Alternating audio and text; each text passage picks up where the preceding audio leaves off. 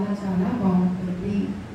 గొడవలు వస్తాయి, ఇరుకులు వస్తాయి, ఇబ్బందులు వస్తాయి, మాటలు వస్తాయి. తాతగారు ఎప్పుడు అనేవాళ్ళు, పడ్డ వాళ్ళు ఎప్పుడు చెడ్డోళ్ళు కాదు, స్ట్రాంగ్గా ఉండాలి, బలంగా ఉండాలి. మమ్మీ డాడీ మాకు బ్రతికి చూపించిన ఒక గొప్ప లైఫ్.